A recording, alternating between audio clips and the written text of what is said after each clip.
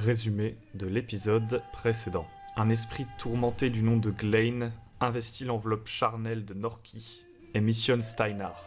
Ce dernier doit retrouver le corps de Glain et l'enterrer auprès de celui de sa femme. S'il ne parvient pas à accomplir cette quête, il risque de perdre son chien. Sans hésiter, Steinar jure sur le fer d'apaiser l'âme de Glain et se met en quête de ses ossements. Pour parvenir à ses fins, il doit s'enfoncer encore plus profond dans le sombre bois et se retrouve confronté à de sombres créatures, guerriers squelettes, homoncules de chair. C'est une véritable fuite en avant pour le jeune enfant et son compagnon. Malgré tout, la ruse et l'agilité de Steinar lui permettent de triompher de ses opposants, et celui-ci finit par retrouver la dépouille de Glain et par lui offrir le repos qu'il mérite. Le lien entre le garçon et le chien se renforce, ainsi que leur détermination à retrouver Irzia. Bonjour à toutes et à tous et bienvenue sur le Bon MJ. Nous continuons aujourd'hui les aventures dans les terres bannies avec Steinar et Norki. On s'est débarrassé d'une sorte de quête secondaire qui était plutôt cool, mine de rien, ça nous a permis d'explorer le sombre bois la dernière fois. On a commencé à rencontrer des créatures, nous n'avons fait que fuir, évidemment, puisque nous sommes courageux. Pourquoi je dis nous ? On va reprendre l'aventure, on est un peu arrivé à un point mort là. On sait juste qu'il faut continuer à poursuivre Irzia, mais il n'y a pas d'action en cours, etc. Donc Steinar, il doit sûrement regarder autour de lui. Il reprend ses esprits, il s'est fait une petite bouffe avec son chien. Et là, en fait, ils essaient juste de retrouver la route vers Irzia, sauf qu'ils sont pas mal éloignés du sentier. Donc ce qu'on va faire, c'est qu'on va gather information pour voir si Steinar finit par retrouver des indices qui vont lui permettre de retrouver la piste d'Irzia. Hop là, gather information. Et c'est un weak hit. Donc je pense que Steinar reprend la route avec Norki. Ils avancent un petit peu. Au début, ils ont du mal à retrouver la piste d'Irzia parce qu'ils se sont éloignés. Elle est de moins en moins fraîche. Mais le chien, il sort des petites odeurs là. Et il cherche dans un fourré, il avance. Steinar a du mal à le suivre. Il est content de voir que son ami s'est revigoré, mais il court un petit peu trop vite maintenant. Norki finit par retrouver une piste, et avec un weak hit, on arrive à retrouver la piste, mais ça révèle un danger. Et je pense que Steinar va arriver à un endroit où en fait il y a des petits symboles, comme Irzia a laissé depuis le début, une sorte de petits symboles en bois, et il y a le symbole de danger, mais il y en a plusieurs au même endroit. Et il y en a plein, et ils sont par terre. Et il commence à se dire que peut-être qu'Irzia ne mettait pas les symboles de danger pour prévenir Steinar qu'il y avait un danger à un endroit précis, mais pour lui dire qu'elle était en danger, elle. En tout cas, c'est comme ça qu'il interprète ces signes. Donc maintenant, on va Dare the Devs. Donc je pense avec Edge, parce que Steinar, il se dépêche. Il veut vraiment rattraper Irzia, là. Il commence à avoir peur pour elle. Weak Hit, on progresse et on révèle un danger. Bon, alors on a You face an environmental or architectural hazard. On commence un peu à en avoir marre, j'en tire un deuxième. Overgrown Pass. Je pense que Steinar re-rentre dans le sombre bois qui est hanté, etc. Il voit plus les squelettes, tout semble plus calme. Peut-être qu'on est vers midi et que les pouvoirs maléfiques qui pèsent sur le sombre bois sont un peu plus ténus lorsque le soleil est haut, et donc Steinar avance tranquillement, et puis je pense il repasse à un endroit où il y a une grosse ravine là, il y a de l'eau vive, une rivière sauvage. Le seul moyen de traverser, c'est une sorte d'arbre énorme avec une de ses branches qui aurait poussé comme ça de manière un peu tortueuse, et il va devoir escalader. Mais c'est très très haut, c'est un peu accidenté, et il va peut-être y avoir, je sais pas, autre chose qui va le gêner pendant sa traversée. Donc on va tout simplement faire un face danger avec Edge pour réussir à traverser. C'est soit un miss, soit un weak hit si je brûle du momentum. Je brûle mon momentum, et donc je parviens à traverser, mais à un prix. Je pense que Steinar va être blessé tout simplement parce qu'au moment où il escalade, il est en équilibre. Commence à gérer quand même. Maintenant, ça devient un vrai petit enfant sauvage. Il est comme ça, il est confiant. Puis là, il y a des sortes d'oiseaux, des sortes de corbins qui arrivent dans un... qui l'attaquent. Il a plus sa dague, alors il essaye de les chasser un peu, je sais pas, avec une branche. Des oiseaux qui essayent de le picorer là. Il met une patate. Il arrive à les chasser, mais il s'est quand même fait picorer. Et donc, il va devoir endure arm, donc c'est cool parce que c'est le truc qu'on avait oublié de faire depuis le début, donc je vais vous montrer vite fait. Donc quand je prends les dégâts, je fais le move endure arm. Faut lancer le plus fort entre ma vie ou Iron. Iron j'ai 2, ma vie j'ai 4, donc je fais un test avec le montant de vie que j'ai actuellement. Je fais un weak hit et du coup il ne se passe rien de spécial, mais si j'avais fait un strong hit, j'aurais pu ne pas perdre de la vie finalement, ou alors gagner de l'élan, des trucs comme ça, et potentiellement récupérer l'initiative en combat. Combat, on n'a pas encore trop abordé, mais ça finira par arriver. Ou alors j'aurais pu perdre de l'élan sur un échec. Steinar chasse les oiseaux. C'est ça, barrez-vous, revenez plus. Et il avance sur sa petite branche avec Norki. On va continuer encore d'avancer vers Irzia. D'ailleurs, je pense que j'ai oublié de noter un progrès pour Irzia. Et du coup, on va Dare the Death à l'ancienne, toujours en Edge, échec. Donc on va révéler un nouveau danger. Check the SIM card. 28. Lingering effect of a dark ritual. Je trouve que ça colle pas trop, personnellement. On n'a pas été exposé à des trucs récemment. On a déjà eu des problèmes avec un rituel et tout. Je trouve que c'est pas fun. Je pense qu'il va y avoir à nouveau des squelettes ou des trucs comme ça. Parce que oui, Steinar saute de la branche après avoir traversé. Il court un petit peu avec Norki. Et puis ils arrivent en fin de journée. Ils campent, ils se font un petit gueuleton, ils sont un peu fatigués. Et puis là...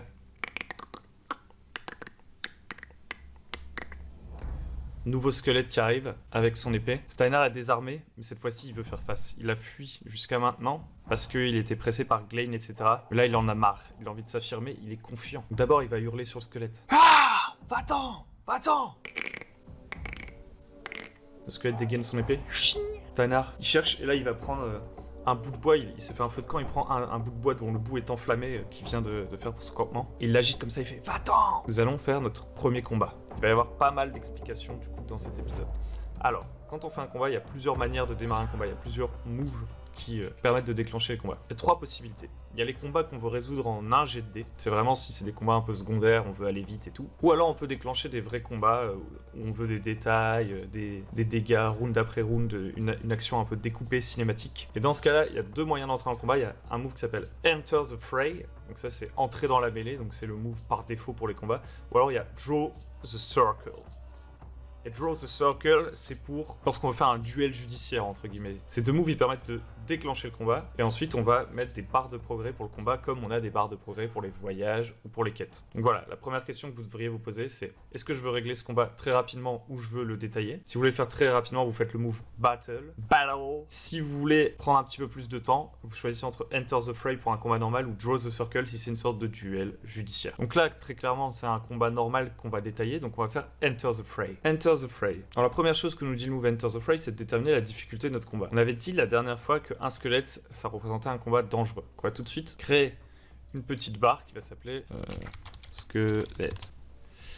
Hop, tout simplement, et on va le mettre en dangereux. Donc ça va nous permettre de traquer comment va progresser le combat. À chaque fois qu'on va faire des dégâts, vu que c'est un combat dangereux, dangerous, on va faire 2 points de dégâts. Enfin, on va infliger 2 blessures par point de dégâts qu'on va infliger. À savoir que si on se bat à main nue, on fait 1 point de dégâts. Si on se bat avec des armes, on fait 2 points de dégâts. Et ensuite, il y a d'autres trucs qui peuvent influer là-dessus. Mais globalement, c'est ça la règle. Donc à chaque fois qu'avec Steinar, je vais réussir à frapper mon adversaire, je vais infliger 1 ou 2 points de dégâts en fonction de si je suis armé ou non. Et chacun de ces points de dégâts, vu que la difficulté du combat c'est dangereux, va faire avancer de 2 cases la barre de combat en gros. Et de la même façon, quand moi je vais être touché, je vais perdre 2 points de vie. Enfin, je vais subir 2 blessures parce que le combat est de niveau dangereux. Donc, c'était la première étape, c'est juste déterminer quel genre de combat on va faire. Dangerous, ça c'est fait. Maintenant, il faut jeter les dés. Donc là, c'est soit Heart, donc ma bravoure, mon empathie, si je fais face à mon adversaire, soit Shadow, si j'essaie de tendre une embuscade, un piège, que j'ai l'effet de surprise, soit Wit, si c'est moi qui suis pris par surprise, je dois faire une sorte de test de perception pour réagir. Donc là, clairement, j'ai pas été surpris d'un squelette qui m'attaque de nuit, alors que j'ai mon petit feu de camp et tout, et donc je fais ça avec Heart. Et c'est un échec, mesdames et messieurs. Donc je commence avec un désavantage, je paye le prix, et mon adversaire a l'initiative. Je pense que Steinar, il avance avec sa torche, comme ça il fait face, il sait pas bien se battre, et donc il va plutôt compter sur un effet de surprise potentiel. Il fonce sur le squelette, il se dit peut-être que je vais réussir à le surprendre, mais le squelette n'est pas un squelette tout lent. En réalité, on a l'impression qu'il se bat quand même assez bien. C'est le cadavre d'un soldat, entre guillemets. Il envoie voler la torche, qui tombe dans la forêt. Ça provoque peut-être pas un incendie non plus. On est en forêt, le bois n'est pas sec. Et Steinar se retrouve désarmé et il y a l'épée du squelette qui va s'abattre sur lui. Et je pense qu'à ce moment-là, il y a le chien de Steinar qui va essayer de riposter, qui va sauter à la gorge du squelette. Donc là, on a dit, on n'a pas eu l'initiative vu qu'on a fait un miss sur Enter the Fray. L'initiative, ça marche comment? En fait, il y a 2 moves principaux en combat pour infliger des dégâts et donc pour avancer dans le combat. Il y a Strike, donc ça veut dire que je suis à l'offensive, ça me permet potentiellement d'infliger pas mal de dégâts, de faire bien avancer le combat en ma faveur. Ou alors il y a Clash, donc c'est riposte en français, c'est traduit comme ça. Et en gros, c'est au contraire, je n'ai pas l'initiative, je suis plutôt sur la défensive, mais j'essaie quand même d'infliger des dégâts. Donc déjà, quand j'ai l'initiative, je peux faire Strike qui est plus fort que Clash. Quand j'ai pas l'initiative, pour la récupérer, il faut que je fasse des Strong Hits. Et c'est à ce moment-là que utiliser d'autres moves devient intéressant. Pourquoi utiliser d'autres moves en combat? Tout simplement parce que vous voyez que Clash, ici, utilise soit Iron si je me bats au corps à corps, soit Edge si je me bats à distance. Mais je pourrais récupérer l'initiative, faire un strong hit en faisant une autre action, par exemple, en essayant de me cacher derrière un pilier avec Shadow, par exemple. Ou en essayant de trouver une faiblesse à mon adversaire avec Wits. Ou alors en pensant à mon sensei qui m'a appris mes meilleures techniques de ninja en utilisant Art. Et si je faisais strong hit avec des moves qui utilisent ces autres caractéristiques, et ben ça peut me permettre de récupérer l'initiative. C'est comme Secure an Advantage, je peux essayer de préparer mon prochain coup, et avec un strong hit, je regagnerai l'initiative. Et souvent, ces moves-là, Face Danger, etc., si je fais un weak hit, vous voyez, les conséquences ne sont pas trop graves. Par exemple, je vais perdre un point de vie, je vais prendre un point de dégâts.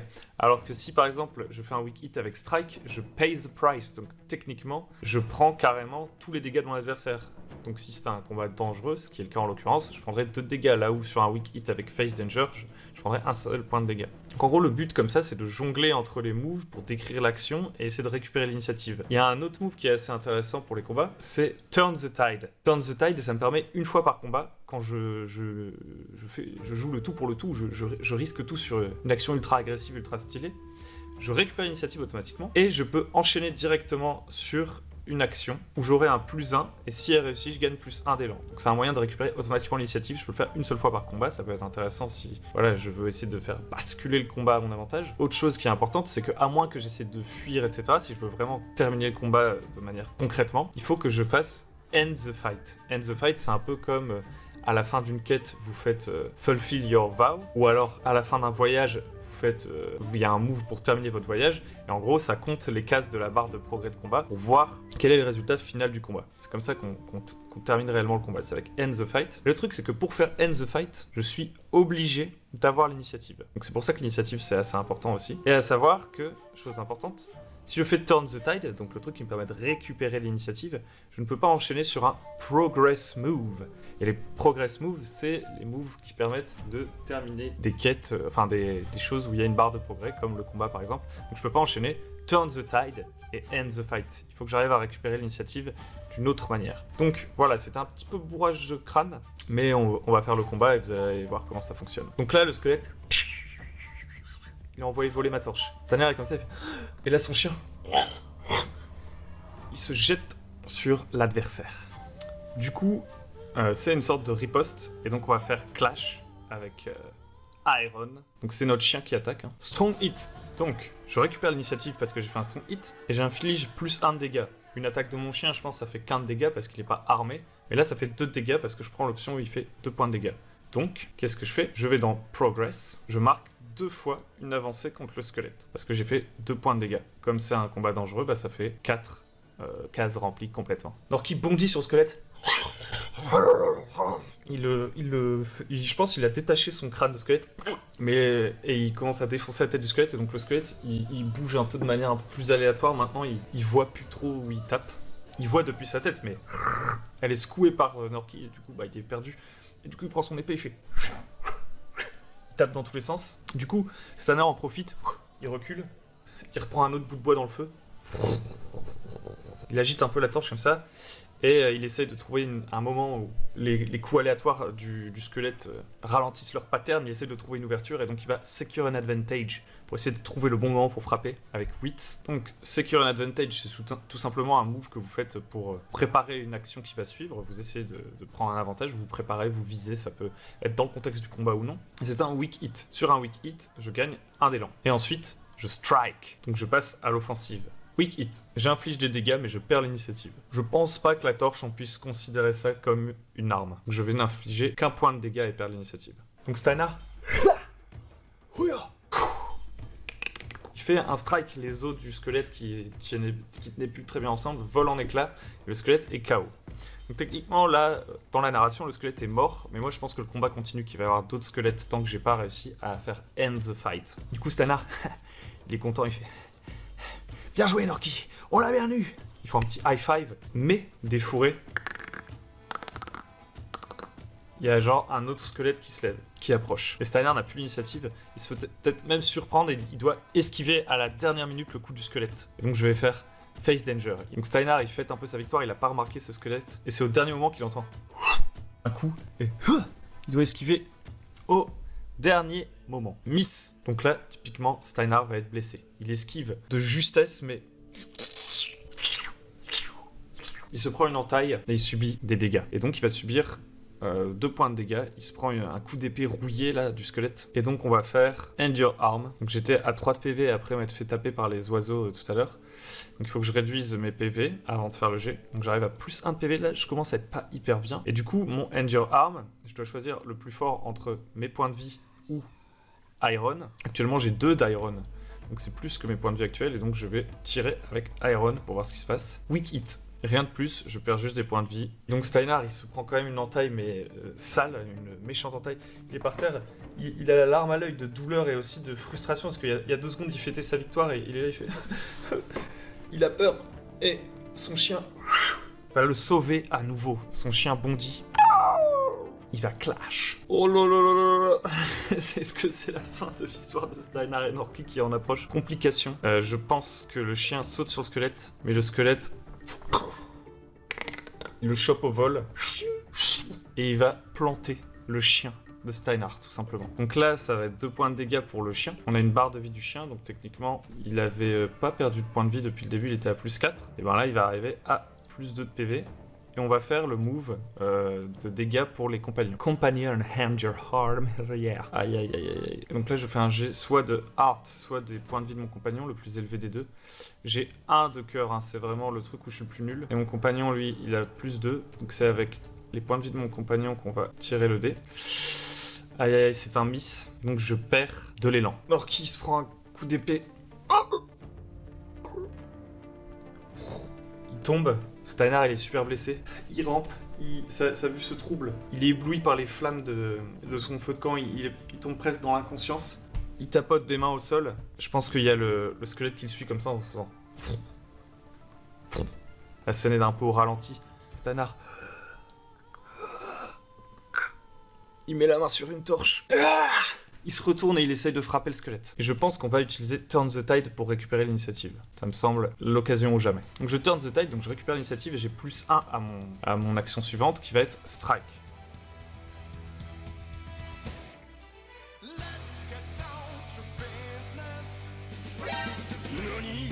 Il récupère l'épée du squelette derrière et...